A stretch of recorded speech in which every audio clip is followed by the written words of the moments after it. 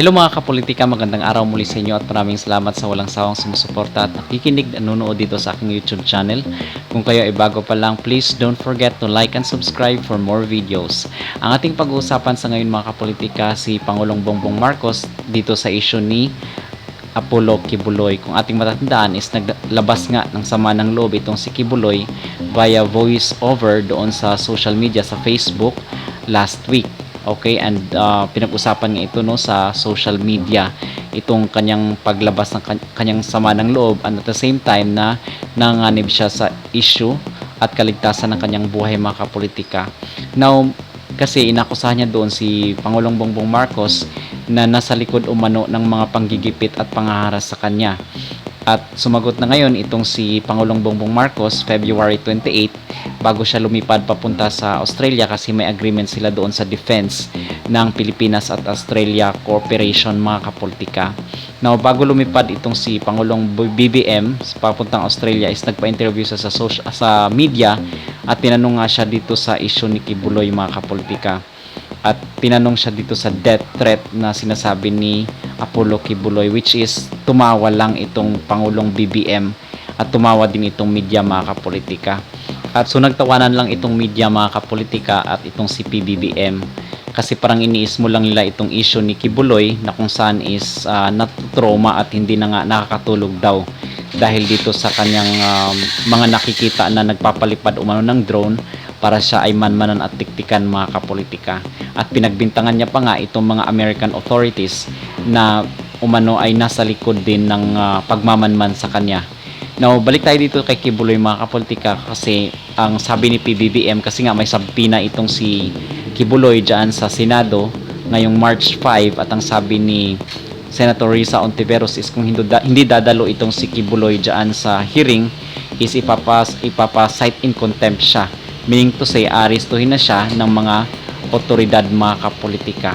Now, ganito din ang sinabi ni PBBM na kung talagang walang kasalanan itong si Kibuloy, he should face the allegations and accusations against him.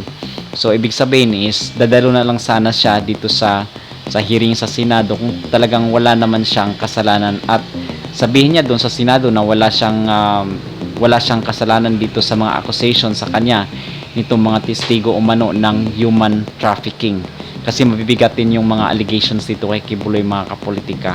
So tama din naman itong sinabi ni PBBM para sa akin mga kapolitika, although supporter ako ni Pangulong former President Rodrigo Duterte, but tama rin naman itong point ni PBBM na dapat is harapin na lang ni Kibuloy itong kanyang accusations at sabihin niya doon yung totoo in front of the testimonial nitong mga biktima umano ng human trafficking at para rin maklear itong kanyang pangalan.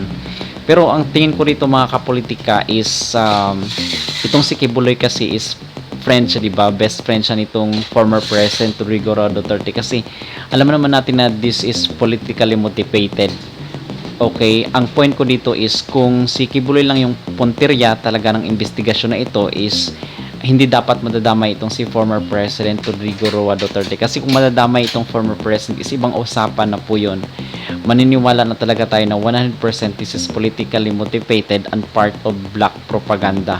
Black propaganda meaning to say is itong si Kibuloy is far front lang.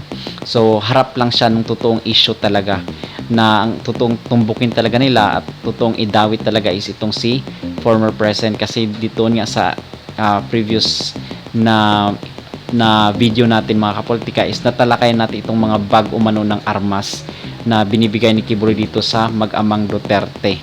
So black propaganda in a sense na masira itong mga Duterte din.